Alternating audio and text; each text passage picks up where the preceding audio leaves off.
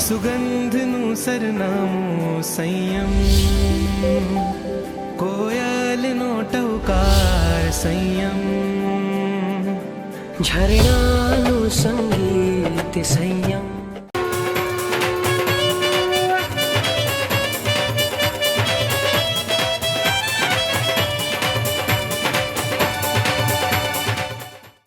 ये दूसरा अभिषेक,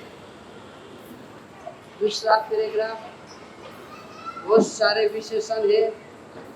एक महत्व का विशेषण है तात्विक जीविताय। कहा जाता है कि परमात्मा महावीर स्वामी के बाद, गौतम स्वामी के बाद, सुधर्मा स्वामी के बाद जम्बू स्वामी और उनके बाद प्रभु स्वामी। प्रभु स्वामी ने अपने बाद स्वयंभू ब्राह्मण को युग प्रधान आचार्य के रूप में देखा। उनको प्रतिबोध करने के लिए 2 साधुओं को भेजा। 2 साधुओं ने ब्राह्मण पंडितों से अपमानित होकर बाहर निकलते वक्त एक पंक्ति स्वयंभू ब्राह्मण को सुनाई, अहो कष्टम तत्वं न ज्ञायते परम। दोनों साधु तो उपास्य में वापस आ गए। स्वयंभू ब्राह्मण को टेंशन आ गया। ये 2 साधु कह रहे हैं कि आप ये यज्ञ का बड़ा कष्ट उठा रहे हो, लेकिन इसमें कोई तत्व नहीं है। उनके हृदय में एक बात बैठी हुई थी, जीवन जीना तो तत्व के लिए जीना, फालतू के लिए जीवन विकार ना नहीं। कहा जाता है कि उन्होंने अपने पुरोहित को पूछा कि तत्व क्या है, मुझे बताओ। बार बार पूछने के बाद भी जब नहीं बताया तब तलवार निकाल, तत्व बता देंगे, नहीं बता। तब पुरोहितों ने तत्व बताया। यज्ञ के स्तंभ के नीचे शांतिनाथ भगवान थे और कहा ये तीर्थंकर परमात्मा ही यज्ञ का तत्व। ये तत्व जानने के लिए वो प्रभु श्री महाराज के पास गए और प्रभु श्री महाराज को पूछ रहे, तत्व क्या है मुझे बताइए, क्योंकि मेरा जीवन तत्व के लिए होना चाहिए, फालतू के लिए नहीं। डांगर में मुख्य चावल है, उनके पुत्र नहीं। गन्ने में मुख्य रस है, उनके कुछ है नहीं। फल में उसका मुख्य बाग माल है, ऊपर की छाल नहीं। हम सब छाल को फेंकते हैं, माल खाते, गन्ने का रस पीते, कुछ को छोड़ देते। जीवन में भी यही भूमिका होनी चाहिए, तत्व को पकड़ना है, फालतू को फेंकना है। तो स्वयं ब्राह्मण ने कहा मुझे तत्व बताइए। तब प्रभु स्वामी ने कहा तत्व 2 प्रकार से मिलता है, एक अंदर से प्रकट होता है, एक बाहर से बताया जाता है। बोला आपको किस प्रकार से चाहिए? उसने कहा मुझे अंदर से प्रकट करना है। तब गुरु भगवान ने कहा तत्व की प्राप्ति के लिए ओघा लेना, रजोरा लेना, संयम लेना अति आवश्यक है, क्योंकि संसार फालतू के लिए, जिंदगी बिगाड़ने के लिए, जो परमानेंट छोड़ना है वो संपत्ति के लिए घंटों तक मेहनत करनी है। जो संबंध स्वार्थ की अपेक्षा रखते हैं वो संबंधों के लिए आदमी भागता है। जो साधन अनर्धन में ले जाता है उनको गले लगाता है। जो प्रवृत्ति अर्थात पापसरक की होती है, दुर्गति में ले जाती है, उनको वो अवश्य करने योग्य मान के चलता है। संसार वो मात्र पोत्रा खाने जैसा है, जबकि साधु जीवन तत्व के लिए है। और कहा जाता है कि स्वयं ब्राह्मण ने घर पर पूछे बिना, ये दोनों मुमुक्षुओं ने तो पूछा, अनुमति लिया, जब तक अनुमति नहीं मिली तब तक राह भी देखी, लेकिन स्वयं ब्राह्मण ने घर पर पूछे बिना ही, घर वाले की अनुमति लिए बिना ही दीक्षा ली। बोले इसी तरह से दीक्षा लेनी उचित है या नहीं?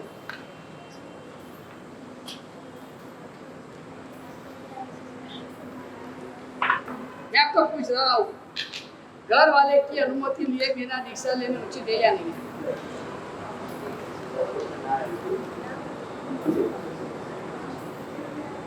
आपकी दुकान में कोई ग्राहक आकर कहता है कि मुझे आपको 10 लाख का चेक देकर माल लेना है, तो आप घर पर पूछने जाएंगे कि क्या बता रहे हैं? क्या करेंगे भाई? ये तो अनंत पुण्य का कारण है। ये जो आपकी अनुमति ली जाती है ना, ये तो व्यवहार है। मुझे मेरी आत्मा का कल्याण करना है, मुझे किसको पूछना जरूरी है? ये तो वर्तमान काल वगैरह में ये क्या नाता रिश्ता जोड़ के बैठे, इसलिए पूछना पड़ता है। जब आत्मा कल्याण करना है, किसी की अनुमति की जरूरत नहीं है। ये पूछा जाता है, ये आपका सम्मान है, आपका विनय है, आपका व्यवहार है। तो सभी ब्राह्मण ने दीक्षा ले लिया, बस परमात्मा का यही विशेषण है, तात्विक जीविताय, जिसके जीवन के प्रत्येक पल तत्व के लिए, और परमात्मा के लिए तत्व यानी क्या था? तो जगत के प्रति उपकार, परोपकार, करुणा, प्रत्येक पल भगवान का जन्म भी परोपकार के लिए, भगवान का बड़ा होना भी परोपकार के लिए, भगवान ने साड़ी भी किया परोपकार के लिए, भगवान राज्याभिषेक हुआ वो भी परोपकार के लिए, भगवान की दीक्षा भी हुई परोपकार के लिए। मात्र तत्व के लिए ही परमात्मा का जीवन था। भगवान कहते हैं जीवन जीना है तो तत्व के लिए जीना, जो आत्मा का कल्याण करे, जो दूसरे का कल्याण करे, वो तत्व है, बाकी सब फालतू। तो ये दूसरे नंबर का सुंदर कोटि का अलावा उसका हमने संक्षेप में देखा, उसका फल क्या मिलता है बता। इतिमं पूर्वोक्तेन्द्रस्तवम् एकादश मंत्र राजोपनिषद गर्भम इत्यादि यावत् सम्यक् प्रेक्षमाणानां भव्यजीवानां भवद्भतिवेन्दर ज्योतिष्कवैमानिकवासिनो देवा सदा प्रसिद्धन्ति व्याधयो विलीयन्ते। ये दूसरा प्रकार के जो अभिषेक है परमात्मा का, उसके मुख्य 2 लाभ बताया है। भवनपति, जंतर, ज्योतिष और वैमानिक, चारों प्रकार के देव अनुकूल हो जाते हैं। आप भगवान की भक्ति करो, देव आपके पीछे पीछे दौड़ेंगे। आप भगवान को छोड़कर देव की भक्ति करने जाएंगे तो देव आगे आगे जाएंगे, आपको पीछे पीछे भागना पड़ेगा। तय करो क्या करना है। यहाँ कहते कि चारों प्रकार के देव परमात्मा की भक्ति करने वाले को अनुकूल हो जाते हैं। और दूसरे नंबर का लाभ बताए, हर एक प्रकार का शारीरिक और हर एक प्रकार का मानसिक सभी प्रकार की व्याधि परमात्मा के अभिषेक से दूर हो जाती है। अगर आपको कोई भी व्याधि प्रॉब्लम दे रही है और आपकी व्याधि दूर नहीं हो रही है, आपको बहुत टेंशन है, चिंता है, मन में बात आते बुरा लग जाता है, ऐसी भूमिका है कि ये दूसरे नंबर का अभिषेक 12वें नंबर से करना चाहिए। तो तीसरा ओम नमो हते।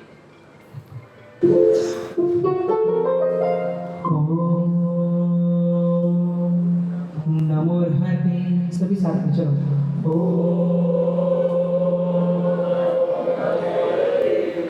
ओम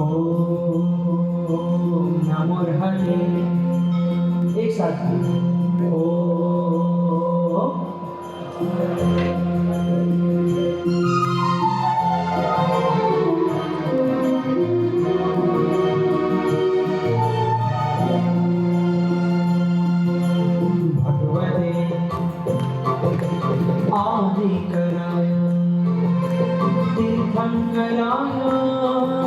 स्वयं संबुद्धाय पुरुषोत्तमाय पुरुष सिंहाय पुरुषवर पुंडरीकाय पुरुषवर गंधहस्ते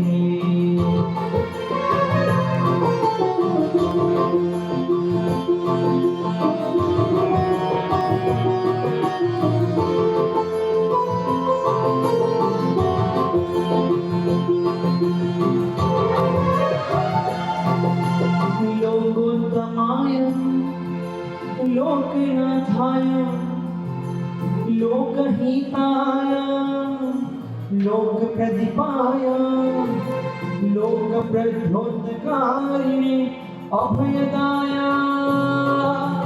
दृष्टिदाय मुक्तिदाय मार्गदाय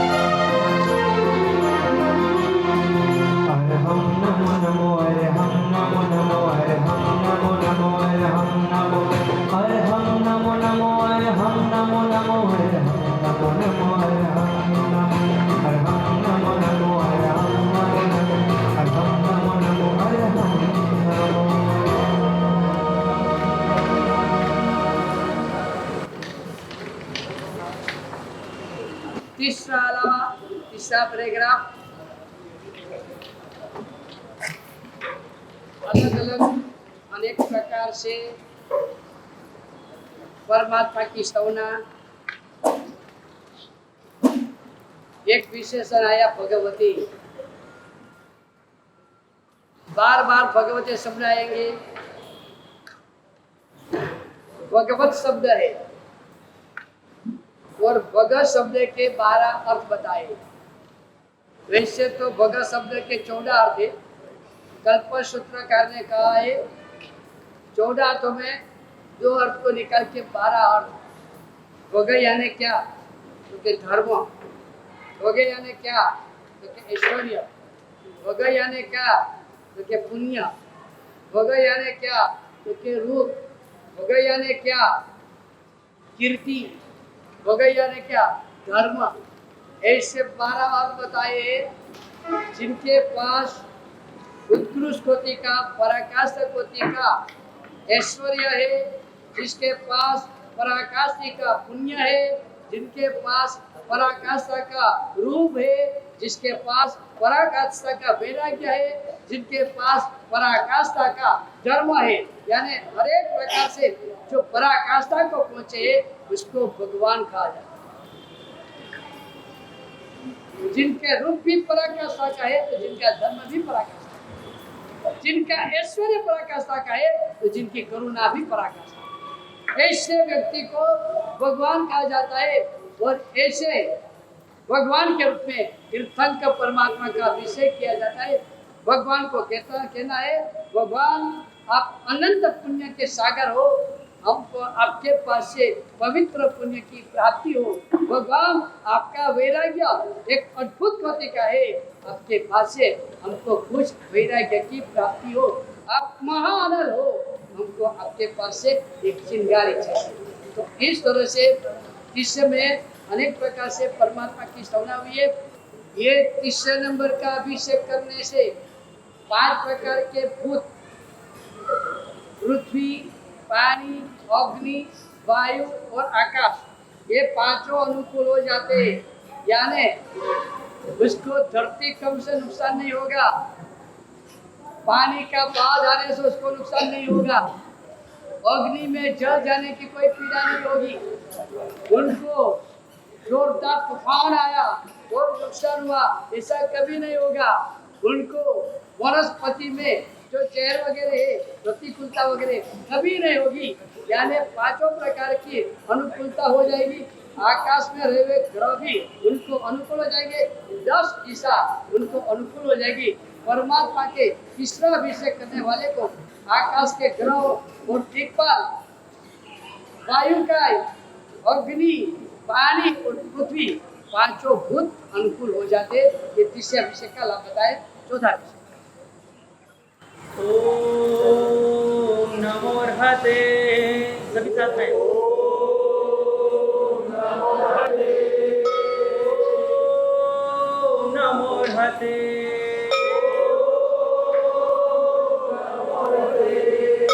जीनाय जापकाय, बोलो जीनाय जापकाय, तीर्णाय तारकाय, तीर्णाय तारकाय, बुद्धाय बोधकाय, बुद्धाय बोधकाय, मुक्ताय मोक्षकाय, मुक्ताय मोक्षकाय, त्रिकालविदे पारंगताय, त्रिकालविदे पारंगताय, कर्माष्टकनिषुधनाय, कर्माष्टकनिषुधनाय, अधीश्वराय शंभवे जगत्प्रभवे स्वयंभुवे, ओ जिनेश्वराय स्याद्वादवादिने, सार्वाय सर्वज्ञाय सर्वदर्शिने, सर्वतीर्थोपनिषदे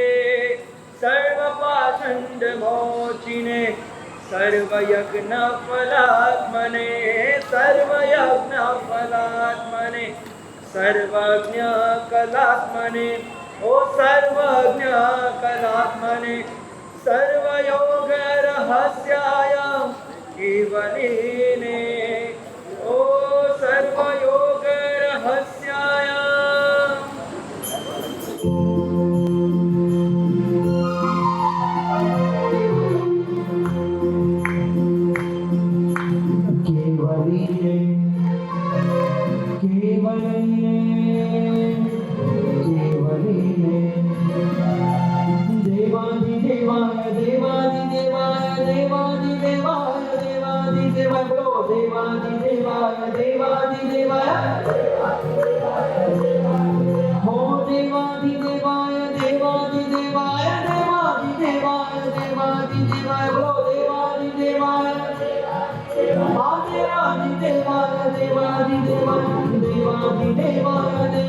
देवादिदेवाय देवादिदेवाय देवादिदेवाय वीतरागाय वीतरागाय देवादिदेवाय ओ वीतरागाय देवादिदेवाय वीतरागाय वीतरागाय ओ देवादिदेवाय हा वीतरागाय तू देवादिदेवाय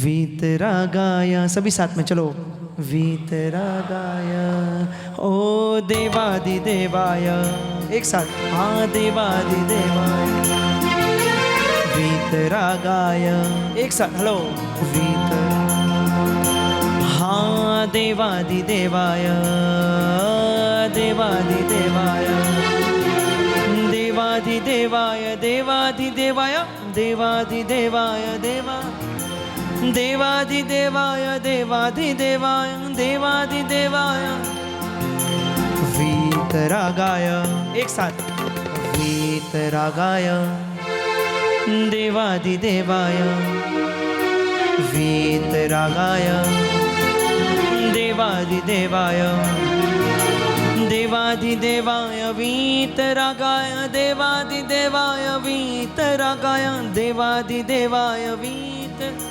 देवादिदेवाय देवादिदेवाय देवादिदेवाय देवादिदेवाय देवादिदेवाय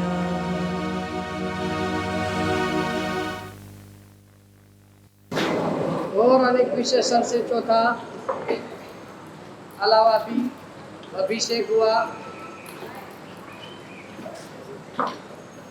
बहुत सारे सुंदर कोटि के विशेषण है। एक आपके जीवन में सभी के प्रति प्रेम और अपने हृदय में प्रसन्नता चाहिए। एक सुंदर कोटि का विशेषण है श्यादवार वारी ने। भगवान ने एक सुंदर कोटि की नीति हमको बताई है। तू सच्चा हो सकता है लेकिन इसका कभी ऐसा नहीं करना कि दूसरा गलत होता है। तू तेरी दृष्टि से सच्चा है, अपने एंगल से वो भी सच्चा हो सकता है। यानी मैं ही सच्चा, इस बात को लेकर तू संघर्ष मत कर। भूमिका ऐसी बना ले, अगर मेरी दृष्टि से मैं सच्चा हूँ तो तेरी दृष्टि से तू भी सच्चा है। अब दोनों सच्चा है, दोनों सच्चे हैं तो संघर्ष किस बात का है? बहुत सुंदर कोटि के भूमिका भगवान बता रहे हैं कि हर एक वस्तु के, हर एक प्रसंग के अनेक प्रकार के दृष्टिकोण होते हैं। आपको मैं पूछूं, एक व्यक्ति 1 लाख रुपया कमा रहा है, एक व्यक्ति 2 लाख रुपया कमा रहा है, दो में से कौन सा व्यक्ति ज्यादा कमा रहा है?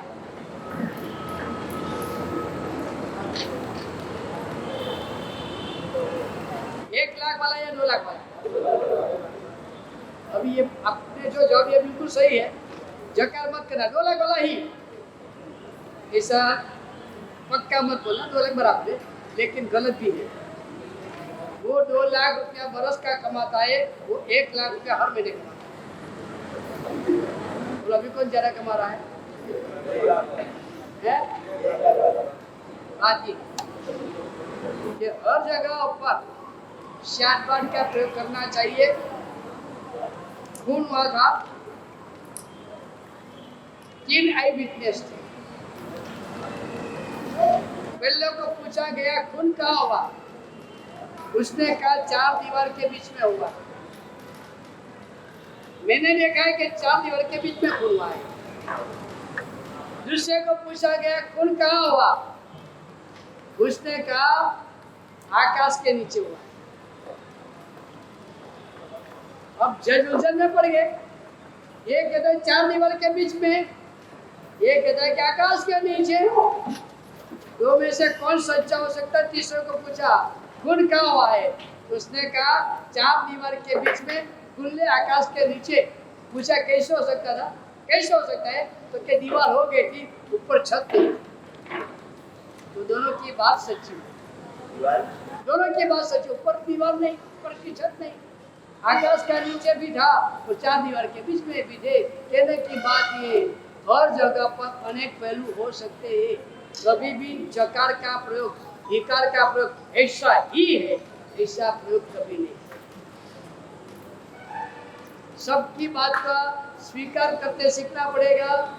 मैं मेरी दृष्टि से सही हूँ तो वो भी अपनी दृष्टि से सही है। आपने लड़के को कहा तू सब्जी लेने जा, आपकी बात भी सही है कि पिता के रूप में आपको कहने का अधिकार। वो लड़के ने मना कर दिया, मैं नहीं जाऊंगा। उसकी दृष्टि से वो भी सच्चा है। कल रात से वो नींद नहीं आई थी, बहुत गर्मी लगती थी, मच्छर बहुत खाए थे, पूरी रात नींद नहीं आई थी, तो सुबह उसका मूड नहीं था। वो अपनी दृष्टि से वो भी सच्चा। अभी बोलो किस बात को लेकर झगड़ा करना? तो भगवान का विशेषण जगत में बाकी के सभी ने एकांत पार पकड़ा है, यही सही है। मेरे भगवान ने कहा है ये भी सही है, वो भी सही है। बस ये सुंदर कोटि का विशेषण 4 बार हुआ है।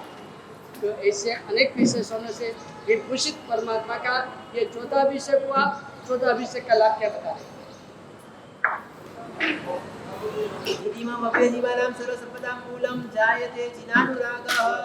ये 14 अभिषेक का लाभ भी कितना सुंदर बताया है। जगत में बाहर की 8 प्रकार की लक्ष्मियाँ, जिसको अष्टलक्ष्मी कहते हैं, आभ्यंतर, शांति, स्वस्थता, प्रसन्नता, समाधि, पवित्रता, ये सारे प्रकार की जितनी भी संपत्ति है, सारी संपत्ति का मूल परमात्मा का अनुग्रह है। परमात्मा के प्रति मुझे जो अंदर से अनुराग पैदा होता है, पूज्य पाठ कला पूर्ण श्री महाराज साहब ने एक बार कहा था, परमात्मा का अनुग्रह यानी क्या? तो सुंदर कोटि का जब उन्होंने दिया था, मेरे हृदय में परमात्मा के प्रति जो अनुराग है वही परमात्मा का अनुग्रह।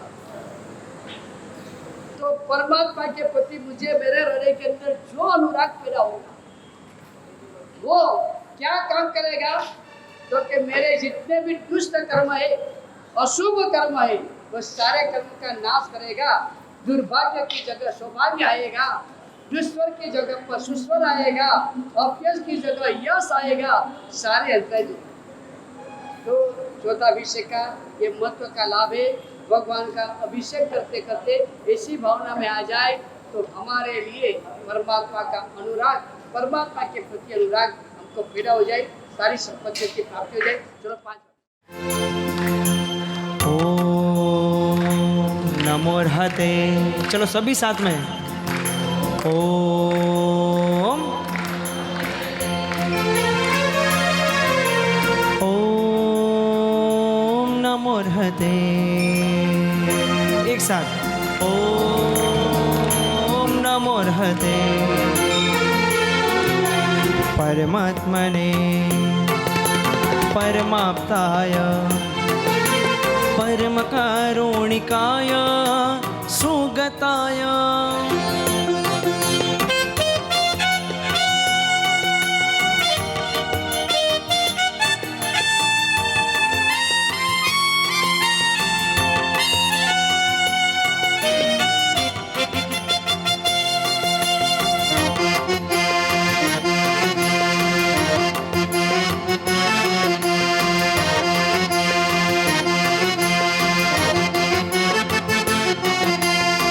महामैत्राय सुनिश्चिताय महामैत्राय सुनिश्चिताय विगतद्वन्द्वाय गुणाब्दये विगतद्वन्द्वाय गुणाब्दये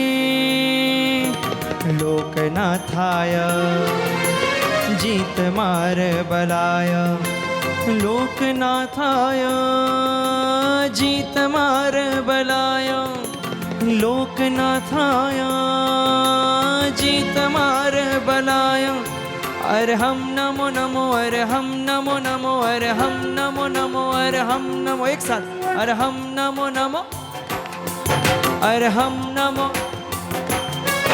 अर्हं नमो नमो अर्हं नमो नमो अर्हं नमो नमो अर्हं नमो एक साथ अर्हं नमो नमो अर्हं नमो नमो अर्हं नमो अर्हं नमो नमो अर्हं नमो नमो अर्हं नमो नमो अर्हं नमो नमो अर्हं नमो नमो अर्हं नमो नमो अर्हं नमो नमो अर्हं नमो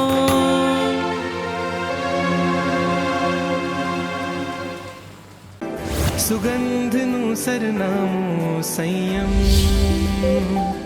કોયલનો ટહુકાર સંયમ ઝરણાનું સંગીત સંયમ